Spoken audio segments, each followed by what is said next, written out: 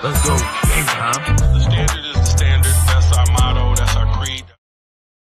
All right, everybody, welcome to the Better Baby Daddy podcast. I am one of your co-hosts, John Laxman. And I am your other co-host, Kelly Burgess. And today we are joined by the magnificent, marvelous Mark Too Sharp. Hey.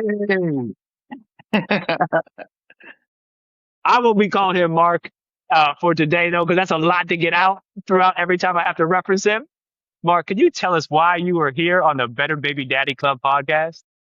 I'm here just to give insight to younger fathers or fathers of my age that's, going through custody battles or, anything of that sort. Cool. So, obviously, I know Mark rather well, if you couldn't tell by that intro. He is my barber, and I've spent a lot of hours in the chair with Mark, and we've shared a lot of stories and a lot of insights and a lot of wisdom back and forth. And he has quite the interesting story. Mark, would you mind telling us a little bit about your story and why and how you ended up where you are right now? During COVID, I met a lady. We had relations, and she got pregnant. Hey, that's how it starts. It didn't work out, and she alienated me away from my son, man. He was one. I asked her, could he come over for the weekend?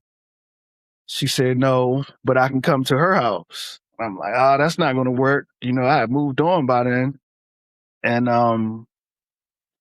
it was a hassle, man. So I had to file for custody, and it was the worst. By the time I filed, I knew that she wasn't living in Washington, D.C. anymore. So, but she claimed that she was. I filed later on down the line. It was a lack of jurisdiction because they found out that she had moved to Hagerstown. So that custody case in D.C. got closed. Being as though she lived in Maryland, I filed in Prince George's County where I lived, thinking, I can go about it that way. But it was a lack of jurisdiction because it was two different counties and he was living with his mom. So, and this is like months. This stuff doesn't happen overnight. So I ended up filing in Washington County.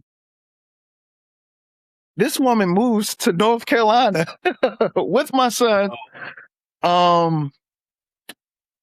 And that kind of killed her.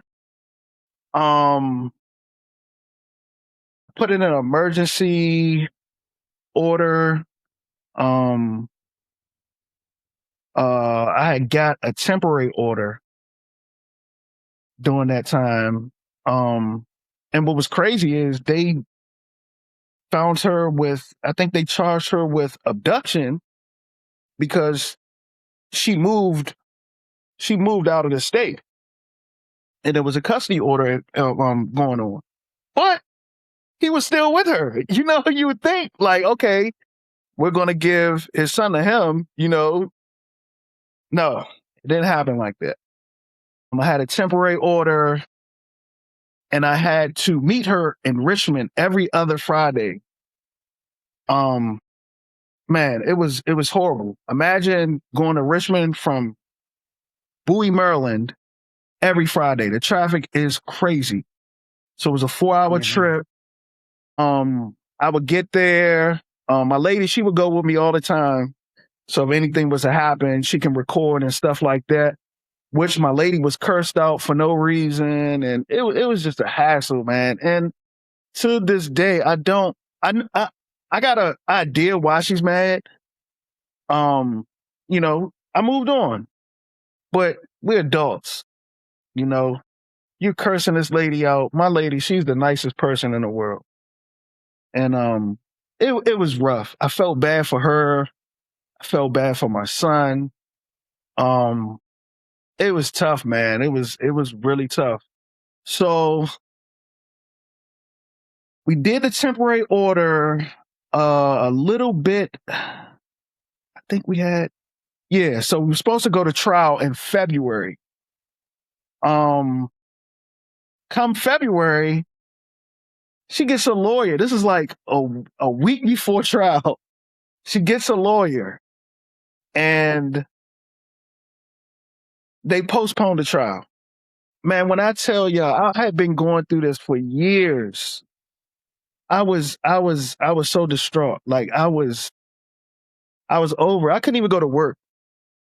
I had like took a day off of work. I couldn't.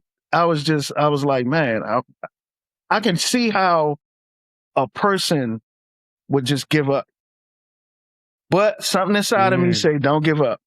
Don't give up. You got to keep going. Couple weeks after that, uh, her lawyer fired her. Her Her lawyer lawyer fired fired her. her. Yes, her lawyer fired her. She said that she was lying and she was being very hostile towards her. That's when I knew. I said, okay. So if your lawyers find you, imagine what I'm going through as a person. Like, oh God. Mm. So that happened, and to sum it up, man, we went to trial. That was let me go back a little bit. After her lawyer fired her, we did have a temporary order, but I didn't see him. This was about 4 months from when did we go to trial? The end of February. I didn't see him again until June 15th. And it was heartbreaking, man, because I know what it is. I had my grandfather in my life, but my father wasn't in my life. And one thing that I said to myself, I said, man, you have kids, you got to be there. At least be there. So I was fighting, man, and June 15th came, and man, I was ready. And man, that lawyer, she went in there and ate her up. Ate her up. So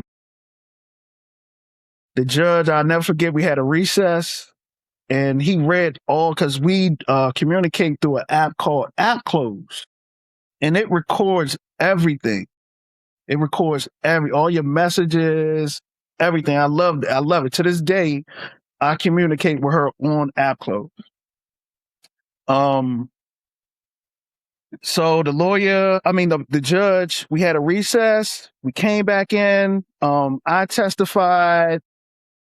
She got to cross-examine me. And man, the judge came with the ruling, and he said, man, Marcus Clark, you're granted sole physical and sole legal custody, man. And I looked at my lawyer. She talking about me? like, and it was, man, I've never ever felt so much joy. Like, I fought for this for 3.5 years, and it wasn't easy. My son, he was, when it first happened, she was crying and yelling, and he was there in the hallway. And I was so mad that she did that in front of him. It got him a little riled up. Who wants to see their mother cry? And she did that. But I picked him up and I said, "You ready to have some fun?" He dried his tears. I was like, "Yeah." And man, he been going to work with me, man. He man, we tell each other bedtime stories.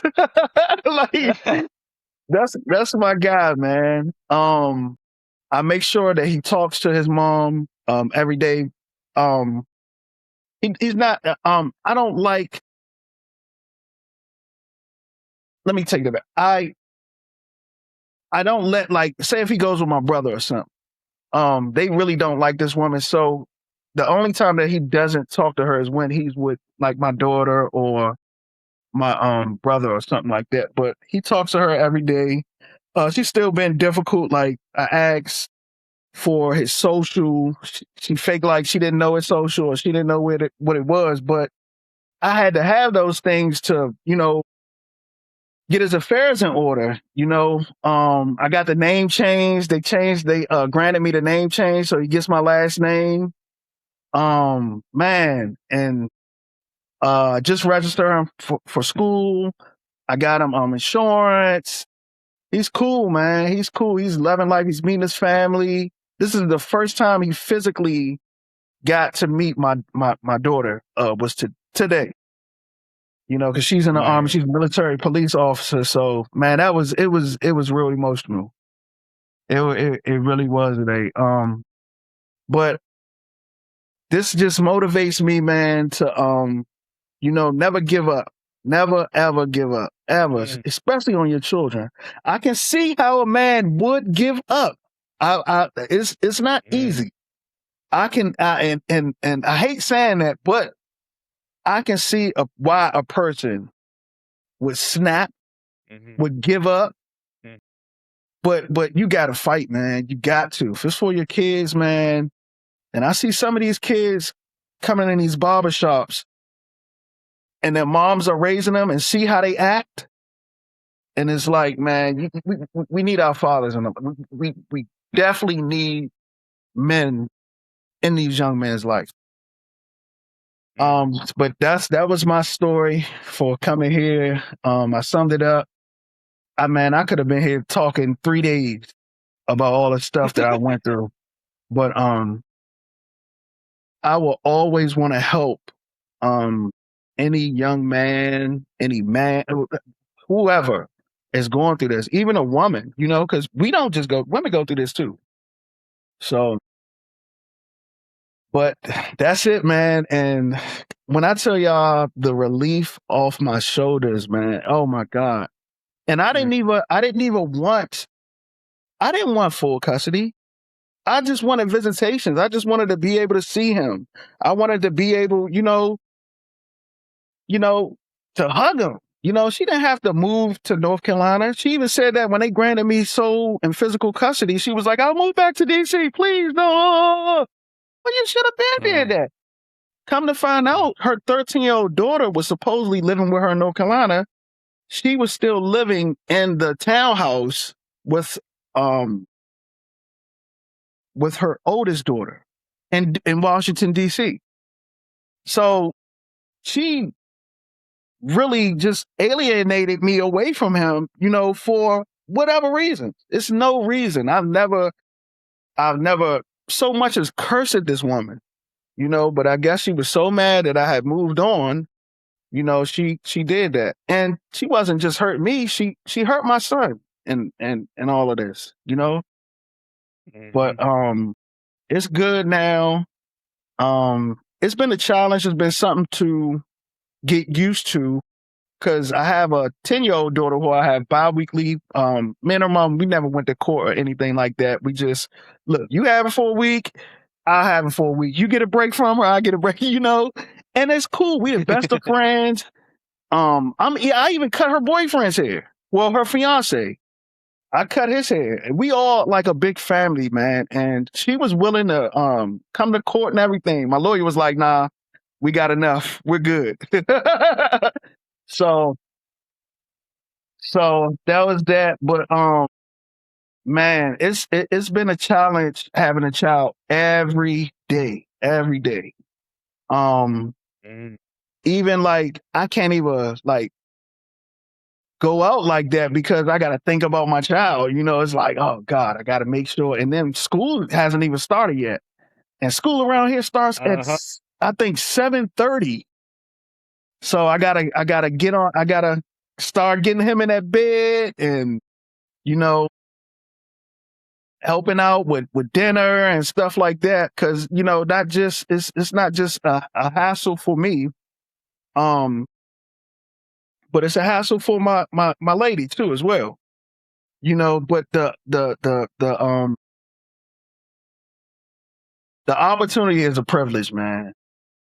Man, Mm, it's wonderful, man, having this little me, man, and trying to bring him up right and do stuff for him that I wanted my father to do for me. It's the best feeling in the world. I wouldn't take back anything.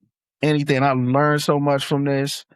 Um mm. Man, uh, I can't even explain to y'all this joy of being a father, man. Like whoo, it's amazing. It's amazing, like really. It is. But like I said, the Hey, I opportunity is know a that. privilege. It's a privilege, man. Hmm. Yeah. That's about Wow. it. Yeah. Well, man, let me tell you this. One thing that I have noticed since coming to the barbershop is that your spirit is so much lighter. And then to get to watch you interact with him now, because, through those 3.5 years that you was going through that, I was still getting my hair cut with you. So, I was, and I remember the stories and you was telling me things that were happening. And I Yeah. would think about my own situation and I'd be like, man, Mark got it worse than I got it. Cause I remember at one point, you weren't able to see your son and I wasn't able to see my daughter. We was Yes. both like in these crazy Yes. situations. Yes. It's so many Man, men. but It's just so many men that come in that barbershop that are going through the same thing that we go through, man. And we need each other. We need to yeah. converse with each other and help each other out. Like I'm helping two other guys that's going through the Hmm. same exact thing. And it's this guy, his situation is worse than mine. Wow. So yeah. Yeah. But you spoke to, the importance of, and I'm going to get to like what helped you navigate that. Cause you said, hey, a couple of times, Mark, I can see why men snap. I can see why they break. I can see why they get to these dark places. And that's something John and I talk about is, man, we don't want any brother to get to the point where, man, they do something so drastic that they'll never see their kid, right? So Exactly. one thing about, is you got to have like these supports. We call them the 5 pillars, right? And you have to have these things in place to help you navigate a road like that. So who was your tribe around you? Like who was in your ear? Yeah, I know John helped because he's right there with you, right? In the chair. Yeah. Yeah. I'm Who I'm was in I'm I'm your ear? I'm really blessed, man. My clients and I'm a communicator. If I'm going through something, I have to release it. I have to tell somebody. And there's some things that I Mm, can't tell my lady because I can go to her for certain things, but I need to talk to another man. So Yeah. I'm blessed to have a brother that I work with. All the guys, we joke all the time, John, but when it's time to be serious, look, bruh, you need to chill. You doing like for real. Or I know you upset right now, but you gotta sit back and think about this. But my pillars, man, are my clients, um, my barbershop brothers. I hate to call them coworkers. They're like brothers to me. Um, I got uncles, um, and just myself alone. I tend to as I've gotten older, I know how to talk to myself. Like, look, bro, you can't crash out. This little girl needs you. Your family needs you. It is what it is. You can only do but so much. You know. Um, but yeah, those are the people that I depend on and I talk to. But I really think you have to come. You have to learn to. I'm trying to think of the best way to say this. You have to learn to just get your own, like, just have your own space. If you go in the basement and, just listen to some music or just tell yourself, like, all right, I'm upset right now, but we're going to get through this. You know, I guess that was the best thing for me because I can hear a person all day and they can say, oh, Mark, don't do this. But I have to know that for myself, you know, don't crash out. Don't do it. It's not worth it. So I want to go back to one of the moments where you talked about that you could see why men would give up. You could see why they would just fold up and be like, man, I can't fight this fight no more. It's too much emotionally. It's too much financially. It's just too Yeah. much. Yeah. What specific moment, if you're willing to share that, where you was like, I'm ready to throw in the cards? I tell people, and me and my lady was talking about this yesterday. When they postpone that trial date, I was over it. I hadn't seen my son. Man, I didn't see him I was supposed to get him for like Thanksgiving. Man, I was over it. I was so over it. I was just like, man, this isn't for me, man. Like, you feel like the courts is against you, because you're a man. You know, I was over it. Going back all the way to Hagerstown, that long ride back.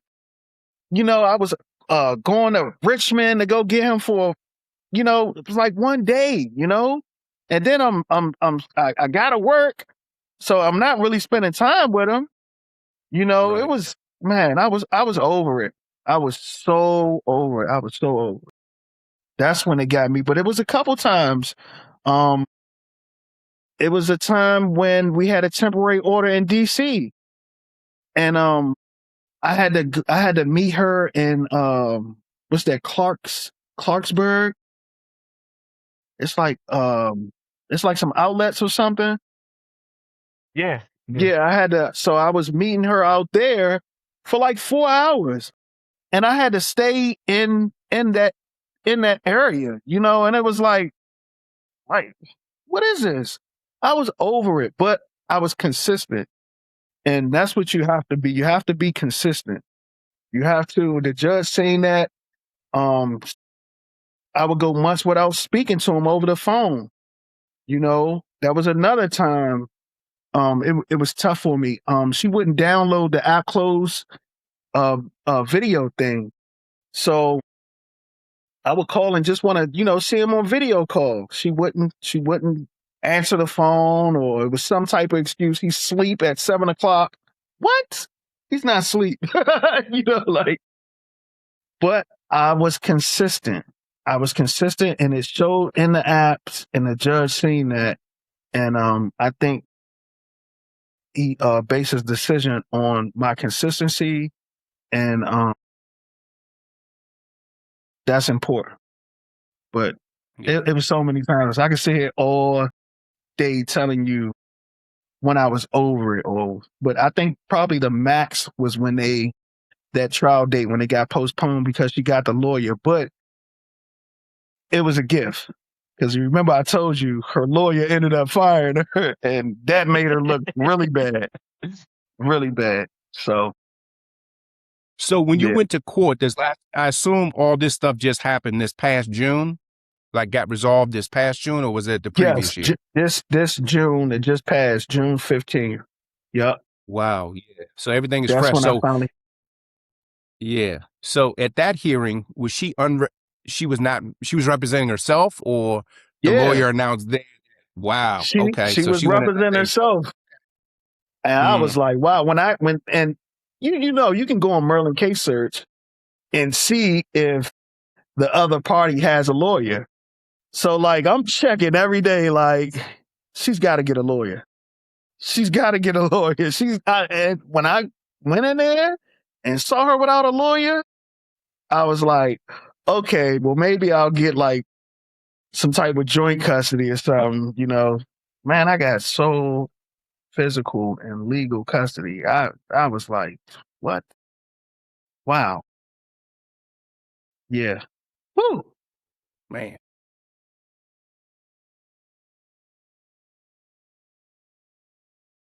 So you talked a little bit about, the reasons or the things that pushed you to almost quit. What brought you back? Like, after that postponed hearing and you was ready to throw in the towel, what brought you back and like, no, I'm going to continue to fight. I'm going to continue to move forward? Man, the love of my son, man. When I first Mm. seen him, I'll never forget. I was in Greenbelt, and this was he was one. He was one, and this is my first time laying eyes on this little boy. And he was in the back seat. His mom had a Jeep. I went around there and I put my arms out so he can come to me. Man, that little boy came right to me. His mom even said, she was like, he don't do that to nobody. So it was like he knew who I was. Somehow, I don't, but man, I got him, walked him in the barber shop when I was working at Greenbelt at the time. And I look back at those days, man. I was like, I gotta fight for this little boy, man, because that's my boy, man, you know? It's my son, man. Even for my 10-year-old, you know, it's her brother, you know. Um, so my 21-year-old, that's her brother. You know, I had to. I had to. Yeah, that's terrific, man. I wanted to, first of all, you know, we say that almost to every guest because every guest has a story where they've overcome some things. And we're just impressed, and it's therapeutic for us to hear people face the struggle and overcome the struggle. So kudos to you, man, for navigating that, keeping your mind right, and still persisting with Yes. the support system. Um, what you had mentioned early on in the episode that, man, you didn't really have a relationship with your dad. Your granddad pretty much raised you, right? Or he was the male figure in your, and you made a determination that you were going to do fathering different. What was some of the lessons or the things that you said, I'm going to make sure my children have this? Because you got kids at different ages, right? And then, Right. you know, you got the older child, and then you got a 10-year-old. Now you got a young man, what, 4 or 5 maybe? And it's It'll be 5 November. 5. Okay. Yeah. Each time we have a kid, it's like we change as a dad. So what are some of the things you learned and embedded in you, you know, as you got to this point with him that you said, hey, as a dad, I know I got to rock like this? Could you repeat what are some of the things that Let me simplify it. What are some of the lessons you learned with each child? And then when you got to the last child, you said, hey, this is the kind of dad I'm going to be. right? My 21-year-old, I wasn't. I'll be honest. I wasn't there as much. I was 19 when I had her. Me and her mom, we weren't together. We was cool, but I wasn't there as much. Not saying I wasn't there, but I wasn't there as much as I was with my 10-year-old daughter. And I was like, I knew when I had my 10-year-old, I was like, all right, come on, you gotta step your game up. So once I found out I had the 5-year-old, the boys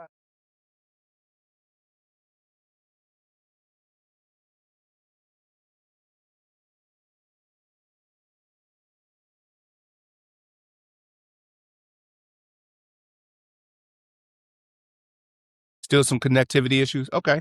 Yeah. We're going to rock with it. Yeah. Just wait. All right. Well, let I'm me. about to fire Riverside like his lawyer fired. I don't know. The app has actually been funky the last couple times we've been recording, and we play for a premium service with this app too, so it needs to step up. Yeah. Yep.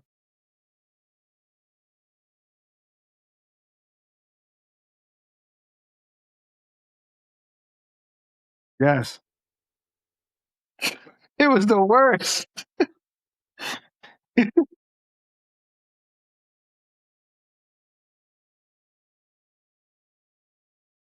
So look, yeah. So look at this. First of all, my lady was with me.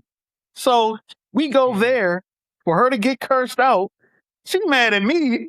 So I got that part too. The car ride is a better father. If that did that make sense? Absolutely. Yes. Yeah. Yeah. That's a critical chunk. Like, that's what we tell young cats is that, man, at some point, you got to own your part of it, right? Which you pretty much said that in your words, right? Yeah. Yeah. You cannot move forward as a man Absolutely. that, and then you can make the course corrections you need to make. I don't know of any man who doesn't own it and makes good course corrections. I just don't. Right. Oh, Right. you need to kind of come to that yourself. Sometimes it's outside voices or whatever, but that's what I was trying to get at is like, how were you a different dad from the 21-year-old to now the 5-year-old? How did you get there? So yeah, I mean, Just yeah, holding myself accountable and looking, all right, you were wrong in this area.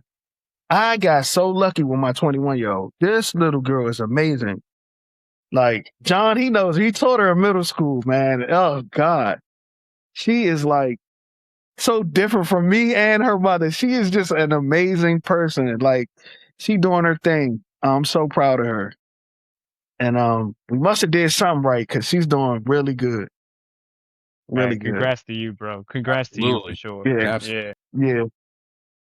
So I want to dive into the advice you would give a man that's going through this, because we all go, like, men that have experienced this have experienced it on different levels. I've heard some crazy stories about men experiencing stuff, but in regards to someone I know personally, you might have experienced the most intense, highest level of alienation. Like there's no way about that. That's exactly what you experienced. She attempted to cut your son out of your life completely. So what Yeah. advice would you give men that are going through this? Um,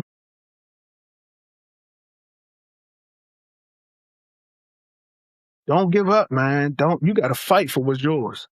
You ain't gonna let nobody come Mm, in and come and take your food off your dinner, fight. The value of a man is not how much he accomplishes, but how he responds when he fails. You gotta keep mm, going. You gotta keep fighting. Don't give up, especially on something like that. That's what I would tell him. Bro, I watched so many family court cases on YouTube. Like it's probably no case I haven't seen on YouTube. Like I'm on it. Like get I remember you familiar, telling me about that. yes. I'm I'm up and I'm listening to court cases going to work. Wow. That's what I'm doing. Get familiar with the court system. That's very important. And no matter how Mm, familiar that you are, get a lawyer. Get a mm, lawyer. If you don't make enough, you can get a free lawyer. Um um get a lawyer. But get familiar with the court system as well. That helped me out. Get familiar with the different terminologies and you know, be serious about it. Be serious. That's what I would tell 'em. Keep going, keep fighting.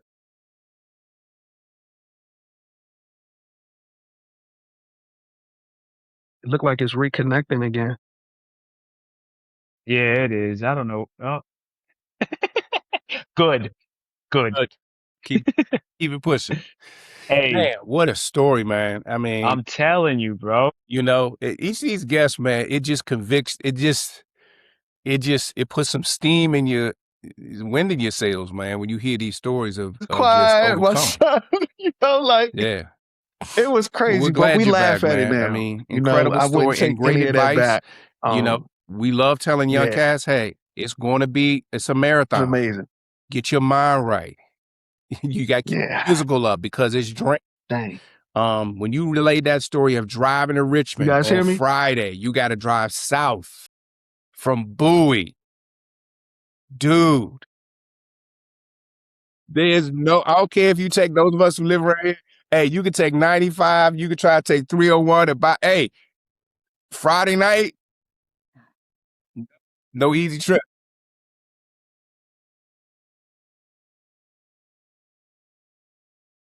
Yeah, I forgot. Oh, I forgot about that. Man, At the transition, that layer of that okay, transfers are tough anyway. Then I got my lady. I don't know how far they are in the relationship, and she catches smoke from the ex, and she's still rocking with you. man, the level of commitment to make that drive Hey, on a Friday and then make it back on a Saturday because you only getting Friday and Saturday. That is some intense commitment. yes, That is intense commitment. yes, But it's sad. It's so sad, B, that he was, well, I mean, he takes accountability for what he did, sure, but they got him in that position. yeah, But that someone else is then exacerbating the situation, and the legal system exacerbates the situation. Be like, oh yeah, go ahead and drive that. yeah. Go ahead and do that. And when we talk about like lessons to dispense to, not lessons, but just things to think about. I don't ever come across as like we're two dudes dispensing lessons. We can learn the lessons from our life. I mean, we're still learning. That's right? the only lesson. Hey, that's all we're here, but we're not up here on high saying you better do this. But Mark, thank you. I'm glad you was able to make it back. We were just talking about the He level. don't quit. He don't quit. Hey, he's persistent. He told you. I'm coming back. I'm answering. We're gonna get this done. This man, absolutely. And John does a great job of like slicing it up, and it's gonna come out clean. But man, we were just talking where you were out. That whole Richmond thing just made us. When you think about the logistics of that, and that, hey, it could have been made much easier by your ex, and you were able to. This is the thing that is remarkable with me. You persisted in seeing your kid, and you maintained a level of whatever you want to call it when you had to deal with her, where you just didn't get out of pocket. And then your current lady was catching smoke from her, which for most dudes, that would have been like, I'm going to be on the news. Man, Either I'm going to be on the news or my current lady, we both going to be on the news. Like, somebody going to be on the news. But it was a situation. It was so tough because it's like, okay, I can't curse her out because my son is right here, It's like, but that was another situation in court. She actually admitted that she cursed my lady out in front of my son. So that whole and the judge was like, in front of you, a child? Yeah. Wait a minute, man. Please repeat that again. Yeah, exactly. I was like, wow. I was surprised that she admitted because she had lied so much. I was like, out of all the things you tell the truth about, you want to tell the truth about this? Like, it was crazy. Golly. Hey, man. So what was it like? So, because you had a fresh experience. One thing John and I say is, as dads, we never want to miss, particularly when we don't see our kids every day, right? We just get them a little bit of time. That we don't want to miss the first of anything. We don't want to miss the last of anything, and we don't want the only. And so you experienced a first with your 21-year-old was able to meet and interact with your 5-year-old. That had to be a full circle moment for you as a dad. Describe that for our listeners, man. Oh my God, bro. I ain't even gonna lie. I got in the car and I shed a tear. I was happy again, man. It was just like, it ain't nothing like that, man. It's oh man, wow. It was like, man, you know how Christmas was when you were 5. It was one of them moments, man. And dang, man, it was wow. Just seeing her, and he wasn't shy. He was happy to see her, like, because I showed him pictures of his sister, and I'm telling him, your sister is a military police officer, right? He's like, really? I think he said hi to her. He spoke to her a couple times on the phone, but for me to see, like, he was happy. I asked, did he want me to come pick him up, and did he want to come home? And he was like, no. He's with Tanaja. So they were supposed to go to a water park today, but the rain and stuff, they ended up doing some indoor park, little park. You know how the kids, the little when you go play and stuff at. But he's with her. Yeah. Yeah, she was making him breakfast, and I already fed him, but that boy could eat. He could eat. Like, she said he ate again. But it was And that's beautiful, man. it was a beautiful feeling. Beautiful. Man, I can't imagine. That has to be such one of the greatest things. Yeah. So let's talk a little bit about being a dad and the difference that you're experiencing right now between you raised two girls. Well, you raised one, she's 21. You have a 10-year-old, and now you got this little boy in your life, this little 5-year-old, right? Right. Do you find yourself saying, oh, I got to do this different. I got to do this different. I got to be a little more tough with him. I got to be a little like, what's the difference? My oldest daughter, you cannot yell at her. No, I don't care what it is. She will cry. She will just bawl. She will bawl. Like, don't do that. You can't do that. With my 10-year-old, you have to be very aggressive with her. Very. That little girl is Second child. That's it. It's the like, second child. look. Like, my son, he's very polite, and I don't he's real cool.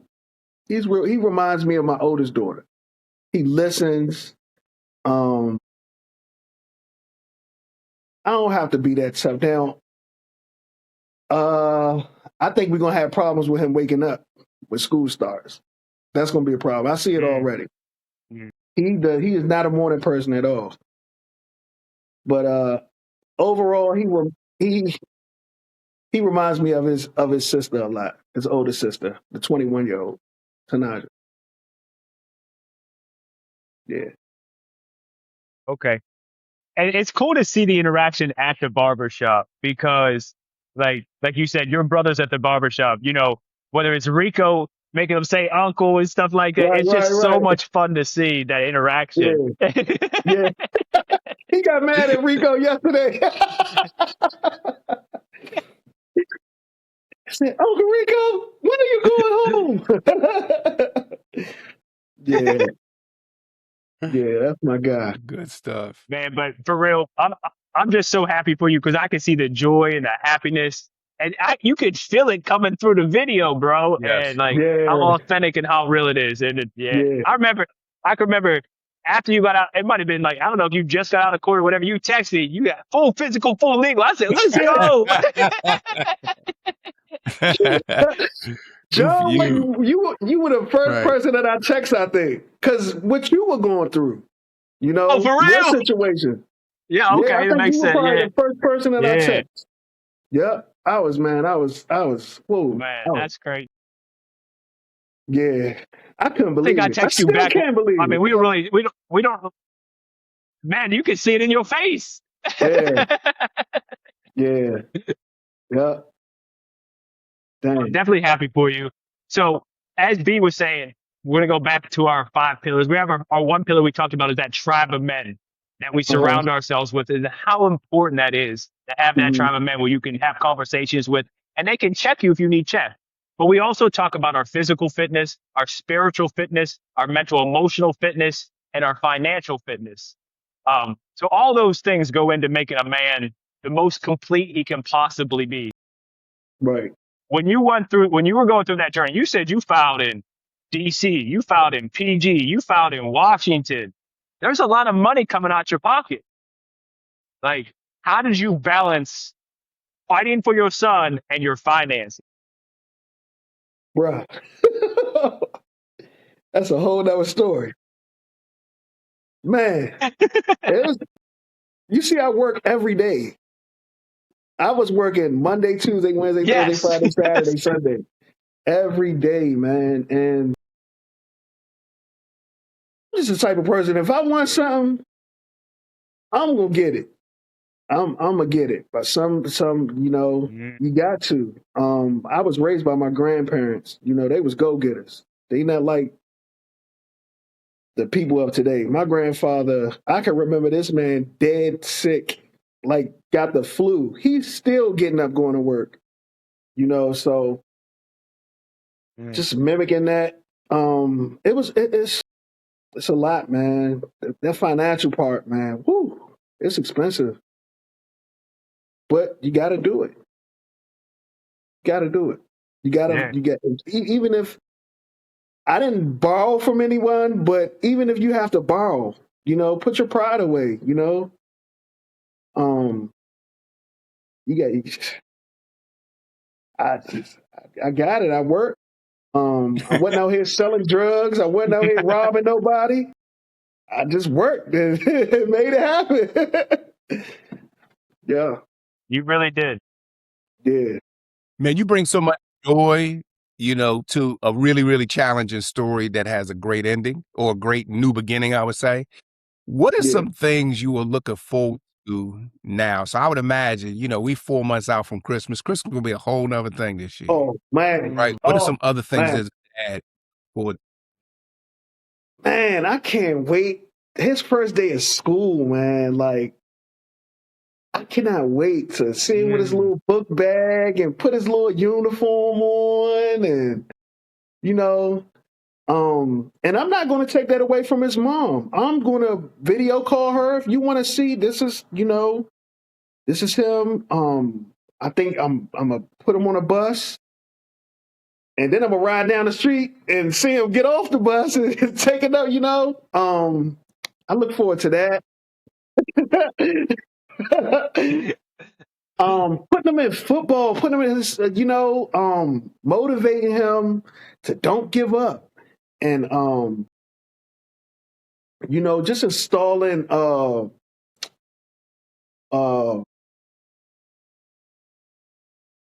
oh man, Christmas. So much, man. It's so much. I cannot. It's a lot, man. Dang, just installing values You and could. principles and morals in them. Yeah. I don't know. This is amazing. It's amazing. I think about it all the time. I look forward to so much, though. So much. Yep. good for you? He's very fortunate to have you because Kelly and I talk about this concept that more is caught than taught. And what you're teaching him about fighting and never giving up is something that he's going to be able to take with him the rest of his life.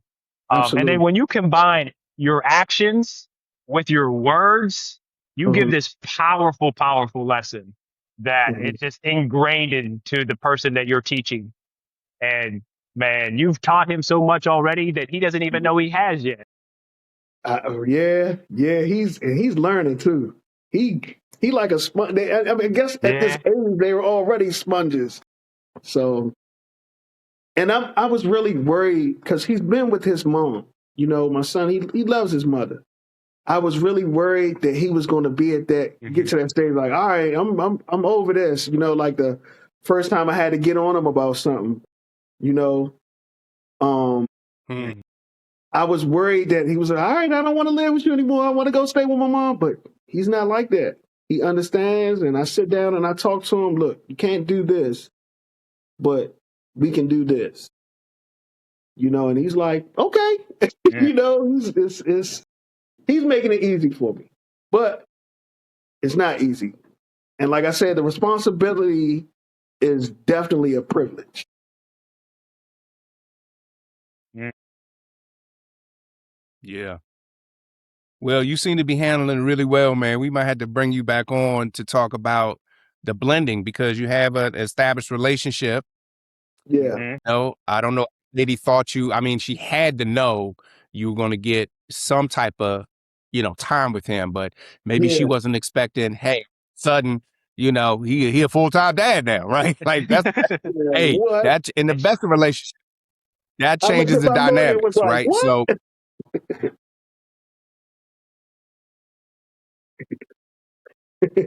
yeah. So that's a whole nother thing to talk about how you navigate, a romantic relationship when you have this increased responsibility all of a sudden, right? Mhm. So, but we might have to bring you on the time for that, man. Oh, absolutely. I'm down Man, anytime. I just want to say thank you so much for your time, man. Being so real with your story. It was just this was one of the most uplifting podcasts we've done because a lot of them, they're very serious. And this, although it was dealt with a very serious matter, it was so uplifting because it's so fresh. Like it's literally Yeah. just you Right. just getting into this thing. Like Yeah. it just happened. So Yeah. it was just there's so much joy from this Yeah. podcast, man. So just thank you for joining us. Thank you for being part of this. Thank you for adding to our journey. I don't know if Absolutely. Kelly has any more words for you or not. No, man. I mean, just you bring the joy comes through the screen, Mark, and I'm Thanks, Kev. happy for you as a dad. From one dad to another dad, happy for you. And you said something, and we'll pick up on this next time. You said, "I'm not trying to get in the way of his mom experiencing these milestones too." That speaks Hmm. to your character as well, man. Through all Yeah. you've been, hey, I'm gonna film it so she can see it too. That's just gonna do well for your son. Yeah. Thanks, Kev. Kelly, my fault. It's all That's good. it. I've been called worse, brother. I didn't want to call you Kels, man. That's good. I'll take Kels all day, bro. I'll take that all day. All right. Well, until next time, I'm John, And I'm Kelly. and that was Marvelous Mark, the Cutter Barber. I messed that up, but it was Mark the Barber in the building. Peace. All right, peace, y'all.